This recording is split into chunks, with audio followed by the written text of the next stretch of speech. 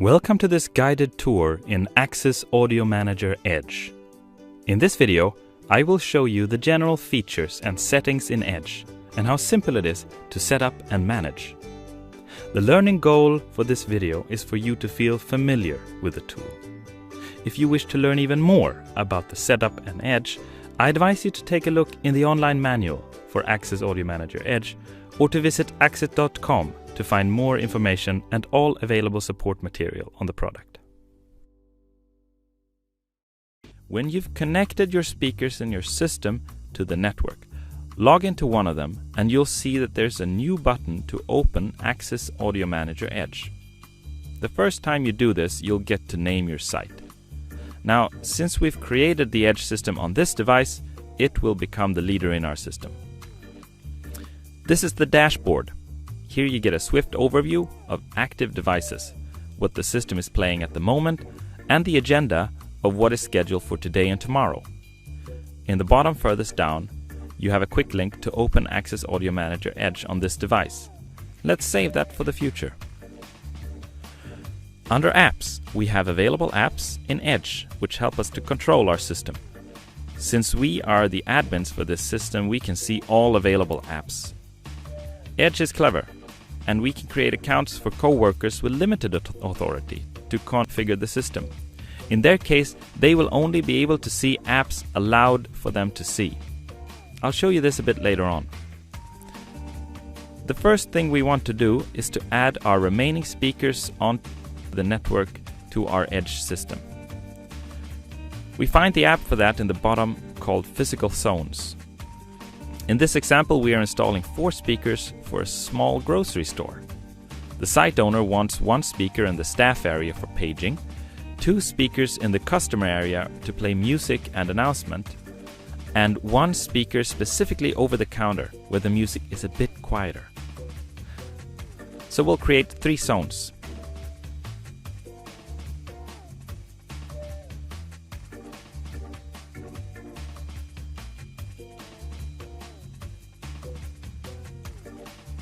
The next thing we're going to do is to set up paging functionality.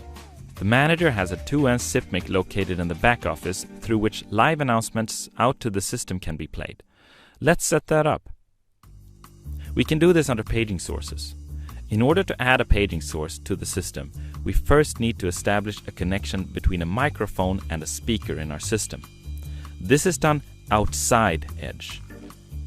You can connect a paging source to a speaker either through Vapix or SIP.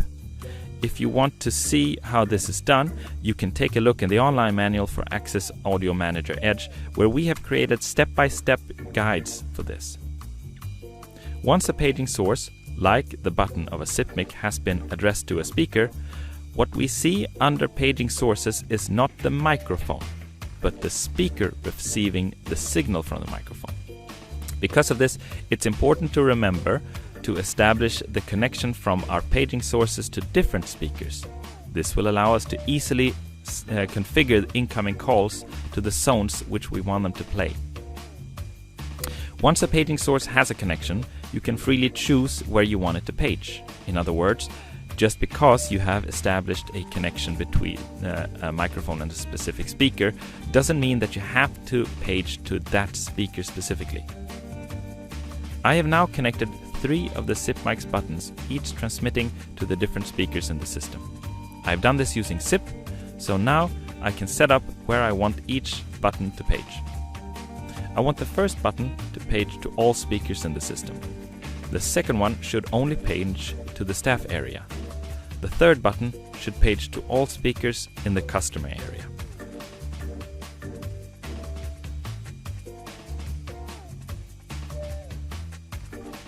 To the left, we have a priority list where we can arrange our paging sources based on priority.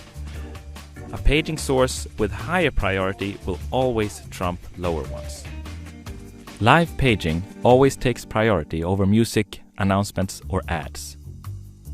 If our site would have been much larger and had many more zones, we could have also created a paging zone, which combines speakers and physical zones as we need.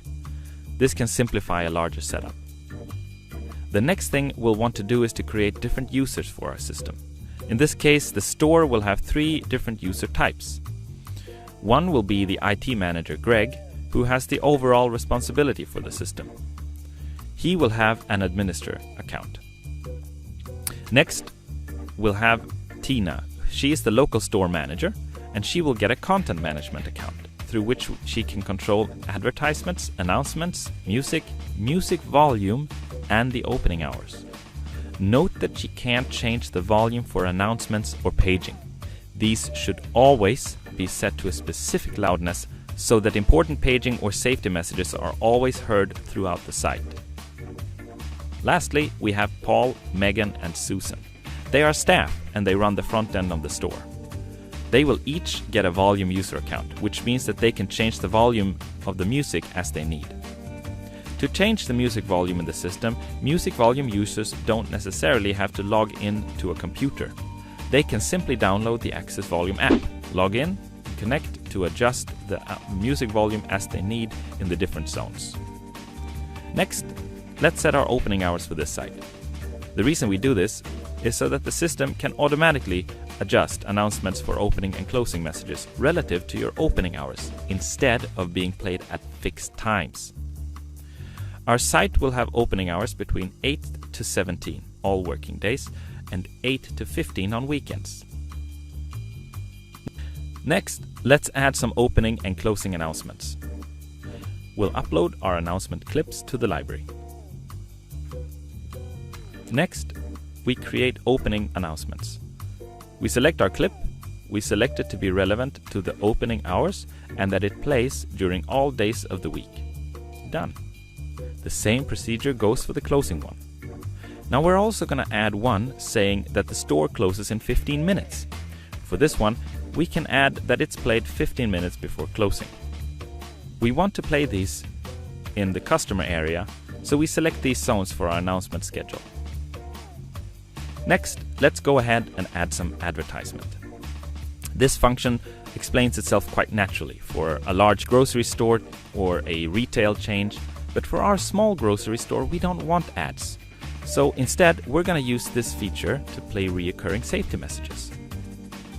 First, let's add the zones in which we want these messages to be played in. Upload our safety messages to the library. Next, we add an advertisement schedule, schedule the day, starting and end time, and select a message from our library. Lastly, we set this clip to play once every 20 minutes. Done. Every 20 minutes we'll have a safety message playing. And once again, this could also be used for advertisements or any other kind of message that you want to play recurrently. Remember to maintain at least 1 meter of distance between yourself and other people, particularly if they're coughing or sneezing.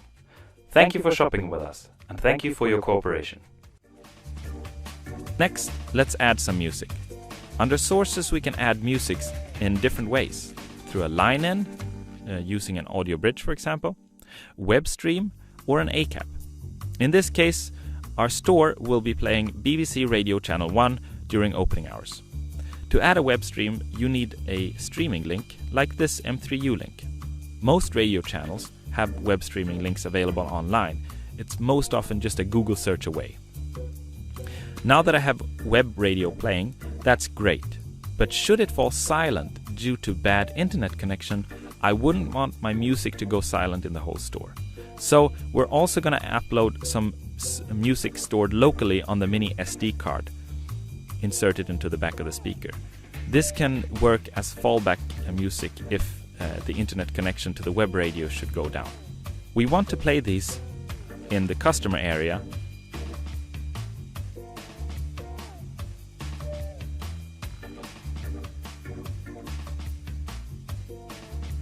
Let's take a look at volume levels.